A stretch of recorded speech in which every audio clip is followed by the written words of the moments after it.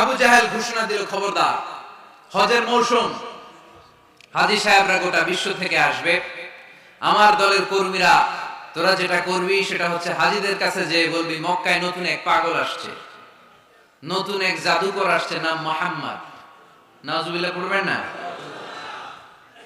খবরদার হাজী সাহেবেরা, এই পাগলের কাছে যেও না। সব হাজীরা গোটা বিশ্ব থেকে এসে মক্কার মিনা প্রান্তরে তাঁবুর ভিতরে ঢুকেছে, আর আবু জাহেলের টিম মেম্বাররা সব তাঁবুর ভিতরে উকি মাইরা কয়, খবরদার, নতুন পাগল আইছে। সবাই কয়, নাম কি? কয় মুহাম্মদ। নতুন পাগল এসেছে, নাম মুহাম্মদ। নতুন জাদুকর এসেছে, তার নাম মুহাম্মদ। খবরদার, তার কাছে যেও না, তার কথা শোনো না, শুনলে তোমরাও পাগল হয়ে যাবা, তোমরাও পাগল হয়ে যাবে। সে এত বড় জাদুকর, মুহাম্মদ সাল্লাল্লাহু আলাইহি ওয়াসাল্লাম এত বড় জাদুকর, তার জাদু দেখলে, তার কথা শুনলে হাজবেন্ড ওয়াইফের মধ্যে সম্পর্ক বিচ্ছিন্ন হয়ে যায়। সে এত বড় জাদুকর, তার কথা শুনলে বাবা আর ছেলের সম্পর্ক ছিন্ন হয়ে যায়। সে এত বড় জাদুকর, তার কথা শুনলে বন্ধু বন্ধু আলাদা হয়ে যায়। খবরদার হাজী সাহেবরা, তোমরা হজ করতে এসেছো করো, জমজমের পানি খাও আর খেজুর নিয়ে যাবা বাড়িতে, কিন্তু মুহাম্মদ সাল্লাল্লাহু আলাইহি ওয়াসাল্লামের কাছে যাওয়া যাবে না। আচ্ছা, আপনারা বুঝে শুনে উত্তর দেন। এই যে লক্ষ লক্ষ হাজী মিনার তাঁবুতে বসা, আর আবু জাহেলের লোকরা যে বলল নতুন জাদুকরের নাম মুহাম্মদ, তার কাছে যেও না, এই লক্ষ লক্ষ হাজীরা এর আগে জীবনেও মুহাম্মদ সাল্লাল্লাহু আলাইহি ওয়াসাল্লামের নাম শুনছে? তার মানে মুহাম্মদ সাল্লাল্লাহু আলাইহি ওয়াসাল্লামের নাম তাদের কানে পৌঁছে দেওয়ার দায়িত্ব আবু জাহেল নিজেই নিয়ে নিয়েছে। চিল্লায় এখন ঠিক কি না? অপপ্রচার প্রচার হয়ে গিয়েছে।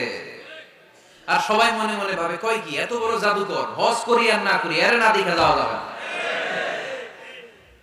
হজ তাড়াতাড়ি কোন রকম সাইরা এই জাদুকরের কাছে আগে যাবো, দেখি কেমন জাদু দেখায়, দেখি কত বড় ম্যাজিশিয়ান, দেখি তো কত বড় পাগলের। কারণ আল ইনসানু হারিসুন আলা মা মুনিআ, মানুষকে যেটা নিষেধ করা হয় বেশি, মানুষ এটা করতে চায়।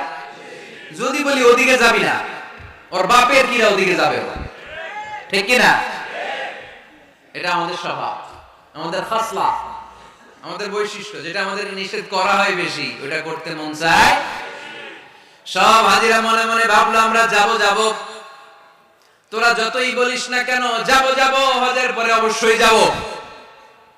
দেখা গেল হজের পরে বিশ্বনবী মুহাম্মদুর রাসূলুল্লাহ সাল্লাল্লাহু আলাইহি ওয়াসাল্লামের বাড়ির সামনে বিশাল বড় গ্যাদারিং শুরু হয়েছে।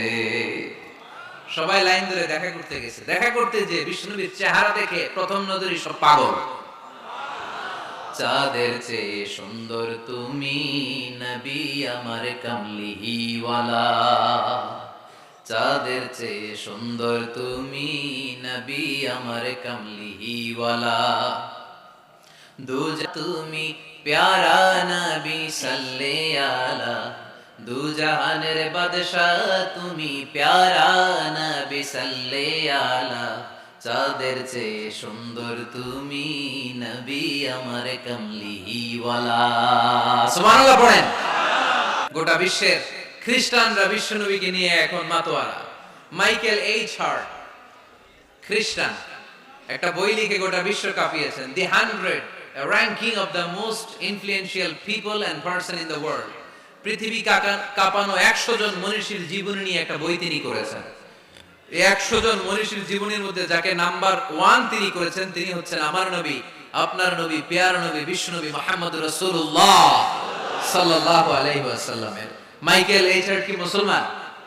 সে একজন খ্রিস্টান। তার মানে ওয়ারাফা'না লাকা যিকরাক, বিশ্বনবীর সম্মান শুধু আমাদের মুখ দিয়ে প্রচারিত হয় না, ইহুদি, খ্রিস্টান, বৌদ্ধদের মাধ্যমে বিশ্বনবীর সম্মানকে বাড়িয়ে দিচ্ছে কে? I have studied him, the wonderful man, in my opinion far from the antichrist, and he must be called the savior of humanity। খ্রিস্টানরা বলছে, আমরা এই মুহাম্মদের জীবনী গবেষণা করে পড়েছি, তাকে খ্রিস্টান বিরোধী বলা তো দূরের কথা, তাকে মানবতার ত্রাণকর্তা বলতে হবে। তিনি গোটা বিশ্বের জন্য সুপারম্যান হয়ে পৃথিবীতে এসেছে। As a father, as a teacher, as a lawgiver, as a lawmaker, Muhammad is the superman of the world। স্বামী হিসেবে, পিতা হিসেবে, নেতা হিসেবে, নবী হিসেবে মুহাম্মদ সাল্লাল্লাহু আলাইহি ওয়াসাল্লাম সাধারণ কোনো মানুষ নয়, তিনি গোটা বিশ্বের জন্য সুপারম্যান হয়ে পৃথিবীতে আগমন করেছে। ওয়ারাফা'না লাকা যিকরাক, নবী দুশ্চিন্তা করবেন না, টেনশন করবেন না, আমি আপনার সম্মানকে বাড়িয়ে দেব। এই তিনটা নিয়ামতের বর্ণনা সূরা ইনশিরাহের ভিতরে বর্ণনা করলেন কে? এরপরে রব্বুল আলামিন বিশ্ব নবীকে